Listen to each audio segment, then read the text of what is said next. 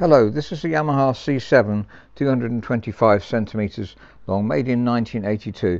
Just come into stock, so just seeing what sort of work needs to be done to perfect it. So first of all, the casework is remarkably perfect, because for that age of piano there's no scratching here. I don't know if anybody's worked on this to take off any scratching, because you usually get that if music's placed there. And as we'll see, the piano has been played, certainly initially it was played for quite a while. You can tell that from the hammers really, and the pedal as well. The right hand pedal isn't look any more worn, and the pedals are very low, 3.5 centimeters from the floor. That's one of the lowest that we've seen.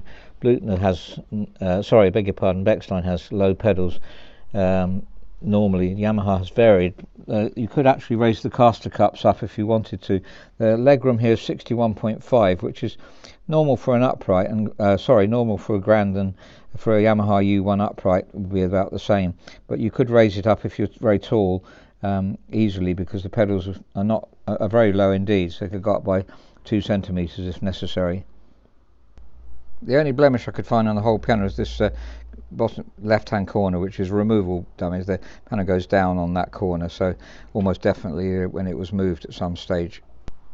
Internally it's very perfect, and there's a serial number down there, which always is the case on Yamahas, I think nearly always anyway, and C7.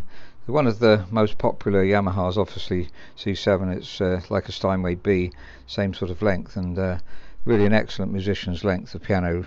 Well, you can see it's perfect really. The tuning pins are tight, and it's very stable. It's almost at concert pitch, and I don't know when it was last played or tuned, but that's a good sign, and it's all in tune with itself. We haven't tuned it yet, and I wanted to show you this. That indicates that it was originally sold in Japan and was imported to the UK, I presume, and there's a tuning record. So I think you probably need it that way around, don't you? I'll put this on anyway as part of the video so you can see it. I don't know what these dates mean, and I did learn once, but I've forgotten. I went to Japan to check out pianos there twice actually.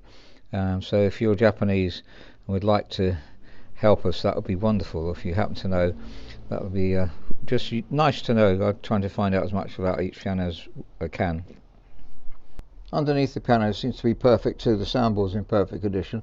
I found this label underneath, and I looked it up, the website, and it seemed to be some sort of quality control for second-hand Japanese pianos. So they actually had I could put the number into an inquiry page, so I'll see if I get any information back. But obviously that's quite an old company, so I presume anyway that would be when it was exported, presumably, or stored in a trade warehouse to be exported to the UK. They export mainly to the USA actually, but a lot of them come to Europe as well.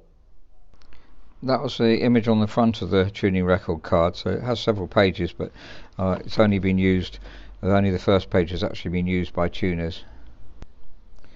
Now, inspecting the action, it needs general regulation. The hammer blow is a bit too much, so I've reduced it here to 47 grams. It's about 52 grams I think, which is quite high really, for 51 grams, but the rollers don't seem to be too worn, so that's helpful. I don't think we need to change the rollers. Just lubricate them with talc, so that they're nice and slippery and don't squeak at all, and as new pianos have.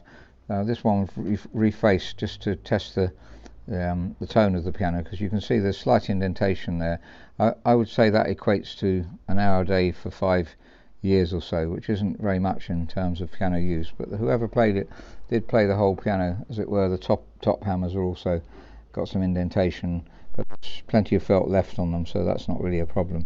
So just needs refacing. I'd only lose about 1 millimeter of felt doing that, so it's not significant, 1.5 perhaps, or 1 millimeter I think of felt.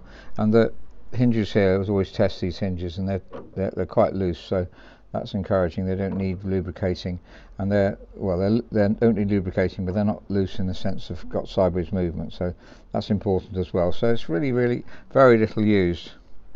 So here's the worksheet we've made, and most of the items I've mentioned and these refacing and voicing, I've just done a few hammers. We'll listen to the ones I've done in a second. And also I just want to draw attention to, very important really, is the weighting. The down weight's 65 on note 16 there, and 28, 62, there's a C's. Note 40 is 56. I've just got some weights on there so I can show you. This is note 40 is 56 grams. Just tap it lightly underneath and it's going down. So that really is a bit on the heavy side. 54 might be acceptable, 52, 50, we're aiming with that kind of weight normally. If you want a lighter action, please let us know. Normally musicians are looking for 52, 50 grams. If you want a lighter action, then please do let us know. And then, as we've said many times before, 48 at the top end, 52 at the bottom end. So plus or minus, say, 3 grams will be particularly noticeable. New pianos like Forex, we weigh off about plus or minus 1 gram, which is excellent. That's try to get obviously the most even possible. See, some of the sharps are very heavy too, so they need to come down. It'll make a vast difference to the feel of the piano, so that's really, really important. Now lubrication, just forgot to mention, sorry, lubrication is one way we can bring the weight down. I've mentioned many times before, if you lift the key up, by the way, if you've got ivories, don't do this, they'll pull off, but these are okay. So if you lift them up, they should fall straight down, and that, surprisingly, lubricating the balance rail, we've mentioned before, makes a huge difference to the weight. And then lubricating the rollers too. The hammers don't need lubrication. If it's still heavy after that, then obviously you've got to start looking at changing the weights or adding weight to the keys. Unlikely, it doesn't normally happen, but sometimes we have to do that. There's a couple of things I didn't mention here, so I've got the hammer blower and so on there, but the dampers, the pedals should lift them off about 2 millimeters more, but refinement on the springs and the let off and so on, but that's routine stuff that we will always do. Now listening to the ones that we've refaced, that one's not refaced, and that one is. You can hit slightly brighter. Now obviously we'll have to fine voice it after we've refaced it.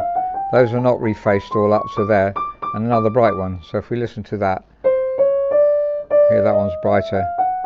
They might be varied a bit anyway. And that's brighter, and we've refaced those three. And then we need to fine voice them. So I'd have to reface the whole piano, I think, because it'll bring out the maximum tone. And the bass, less need for that really.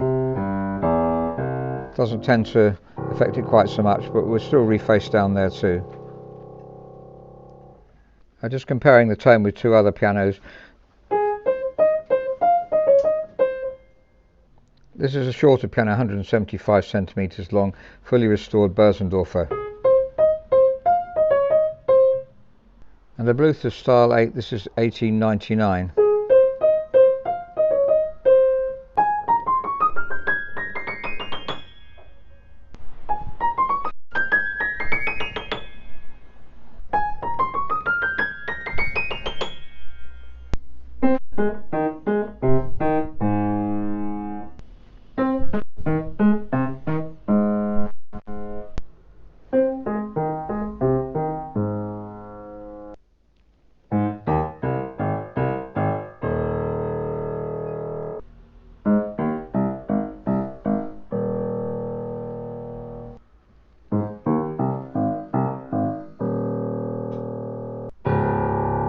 So that's a Yamaha C7 grand piano, made in 1982, 225 centimeters long, just come into stock.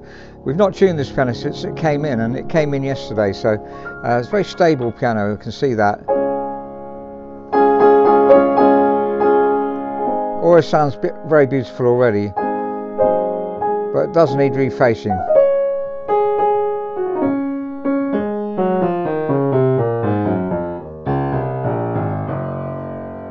Also needs regulating, and the touch is a bit heavy, but just refinements really, but you would notice it if you're a musician, particularly the touch, I think. See, that's been refaced and you can hear the difference between the two. That's brighter, it's a bit too bright possibly. Obviously we can voice it.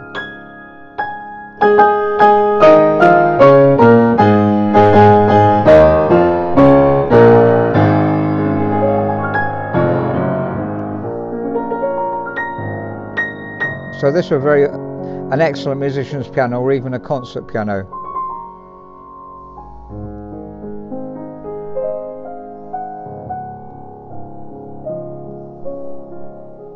If you're interested in the piano, would like to try it out, please do write to us, info@robertspianos.com, if you want to try it for a while, especially during the lockdown. We're allowing lots of that, obviously, because we need to.